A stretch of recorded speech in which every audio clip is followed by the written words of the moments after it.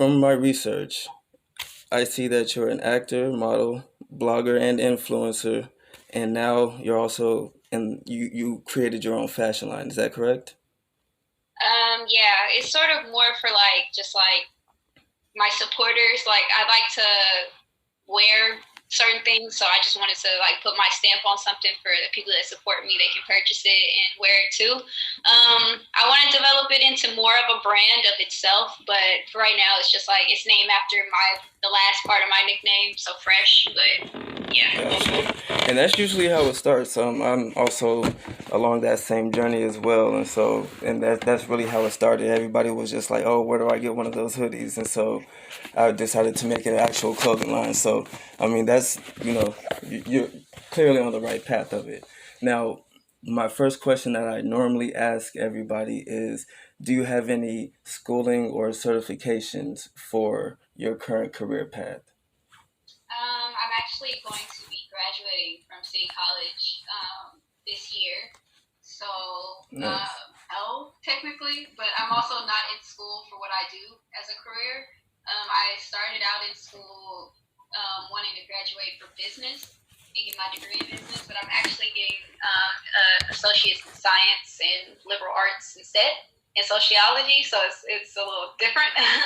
But I really only graduated for that because I'm tired of school and school's not for me. So I'm getting out what I can. But yeah. No, I absolutely feel you on that. And honestly, that is the best answer. I mean, we don't want to over glorify school because to be honest, really most entrepreneurs never finish school and still become successful. So that's kind of the message we want to push is that you may be in school, but is it actually doing something for you? And clearly it's working for you. So it's proof in the pudding right there. So that's actually a plus.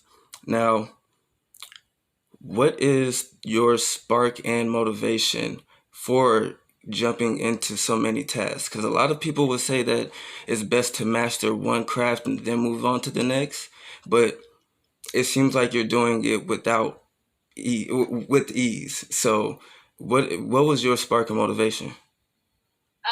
Well, I started social media and I originally started out as a dancer in high school. So I think when I was a freshman is when I joined Project Level. I don't know if you heard of it.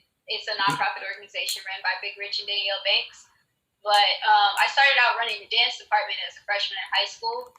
So I've always been interested in being an entertainer or being like someone of interest, like on TV or in movies and doing stuff like that since I was like 6.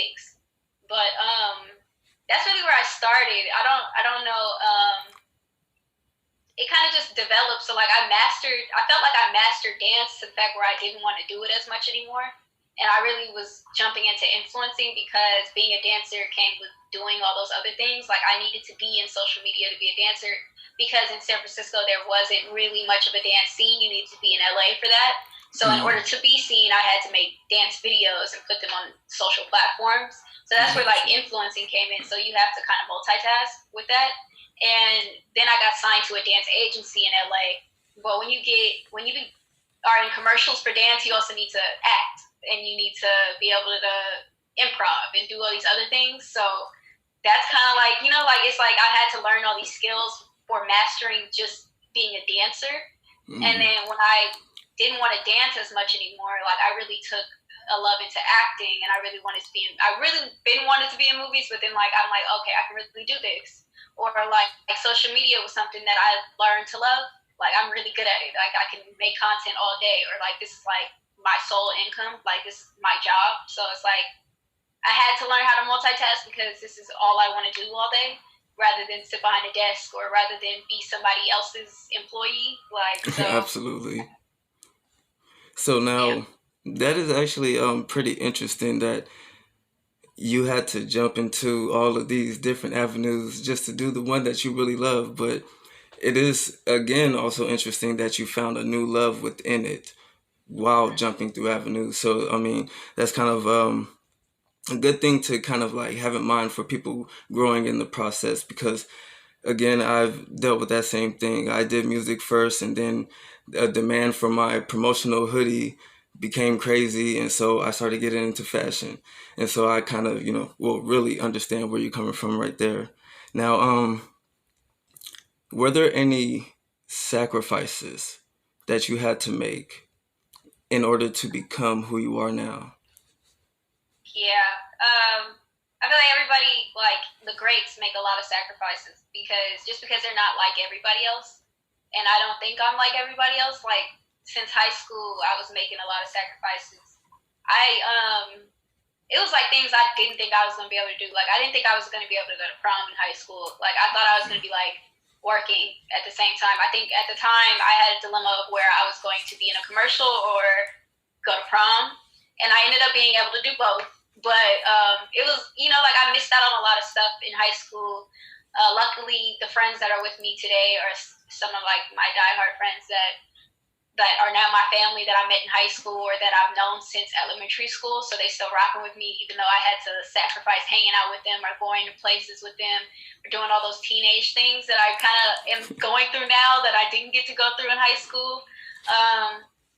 And even family stuff, like I missed out on a lot of birthdays and I missed out on a lot of like just family outings and just like hanging out with my cousins and stuff just because I was always working. I was traveling a lot in high school, even in like my first years of college. Even today, like I'm doing an interview and a photo shoot at the same time. Like it's a lot of sacrifices that I feel like you have to be prepared to make. And I feel like what you're willing to sacrifice shows how much you're built for what you're doing.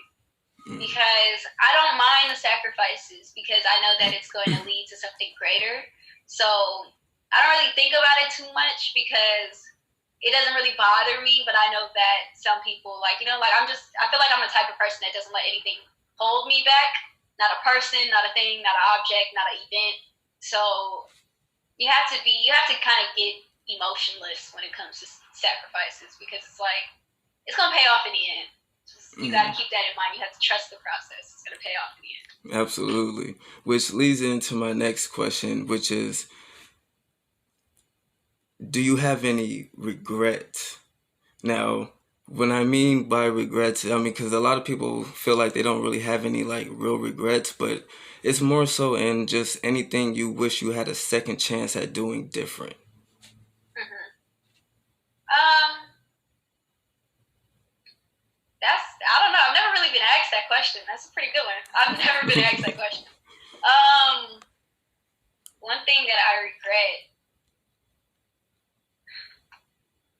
I don't really regret any of my sacrifices, but I do wish I was there for a lot of, I think more of family things. I wish I was there for because I've lost a few relatives in the last couple of months, and I kind of wish that I was able to spend more time with them. That's something I regret is things that I missed regarding those people just because I will never get that time back. Absolutely. So I think that's what I regret the most because they're not here anymore. Like, so it makes me go harder because I'm doing it for the people I lost, but it's kind of just like, dang, I'll never get that time back. So I don't want to say that's a regret because you shouldn't live in regrets, but that's definitely something I think about often is kind of just like I miss them. So, like I wish I had more memories, more time, but. Absolutely.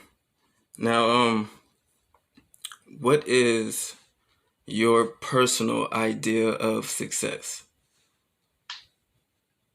My personal idea of success is, I don't know, like being just unconditionally happy, very, very comfortable and happy with who I am as a human, emotionally, physically, and just being financially stable has always been one of my goals since I was like 10.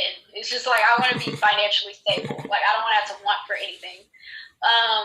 And that's just, I guess like that's success to me. It's just like being surrounded by love, being loved, knowing what love is, being happy with yourself and not wanting for anything. Like you're good for life. I want to be good for life. And if that's $1 billion, then I need that. Got you. Now, how long, and we don't need an exact answer on this because nobody knows, but how long do you think it will take you to get to your level of success? I feel like I'm halfway there.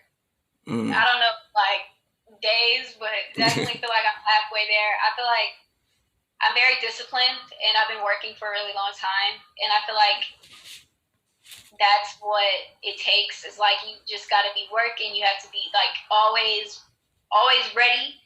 And I feel like that is something that I am. So I feel like one of these days it's just like I'm going to get the call or I'm like, or not even waiting for the call. I'm always creating those type of opportunities for myself so that I'm not waiting on anybody. So I feel like it is coming very soon. My happiness is almost very obtainable. I'm already very happy with who I am as a human because I'm unapologetically me. I'm a Scorpio and I love it here. You know, I don't take nothing from nobody, and I feel like that's how you have to be while always being kind and being considerate and empathetic. So I feel like those are the things that I am. I feel like it's almost there. It's almost there. That's a very honest answer. I like that one. Now, what is one thing you wish you knew in the beginning of the grind? One thing I wish I knew is that I feel like when I was younger, I was thinking it was going to happen now, and it's been years. So, and I've done a lot of growing, and I'm very proud of everything on my resume. But I would tell myself to enjoy this ride because there's some things that I wish that I can go back and just do again. Like it was just like, oh my god, that was like one of the best days ever. Like I want to go back and shoot this movie. I want to go back and shoot this commercial. I want to go back and hang out with those influencers. They were so fun. Like it was just like things that I was rushing. I wish I would stop and smell the roses. Like I wish I would take a second and take in and just trust everything is going to be good. Absolutely. I completely agree with that one. Now, where do you see your brand in the next 2 to 3 years? My brand as myself or my brand as the clothing? I would say your brand as yourself because you are multifaceted. So, I mean, I don't want to just hold you to the clothing. So, your brand as yourself. I appreciate that. And you said 2 to 3 years? Yes. It just depends on where future Jasmin decides to take it. Right now, I want to be in movies, so hopefully I'm just like, I become one of those household names. Maybe not in 2 to 3 years, but soon. But I want to be well on my way. I want to have at least 2 more movies under my belt, some big ones in 2 to 3 years, and I hope that that's starting that journey of being like a household name. But in 2 to 3 years, definitely see myself doing everything I'm doing now on a bigger scale, with bigger brands, maybe even being a creative director or like a long-term associate with a brand. Nice. I like that Getting answer. bucks, basically. I want to get the big checks. That's what we're all after. That mailbox money. So, final question. I ask all my guests, would I be able to use you as a personal contact for any business advice that I may need? Of course. That's what's up. I appreciate that. Well, I appreciate you coming on. Don't want to take up too much of your time. I know you're very busy. So I will be hitting you offline. So that way, because I'm pretty sure you're pretty much further ahead of me in the clothing side. So I probably got a ton of questions. But, we could talk about that offline. But you enjoy the rest of your day. And I appreciate you coming on. Okay, thank you so much for having me. Oh, no problem. Thank you. You take care.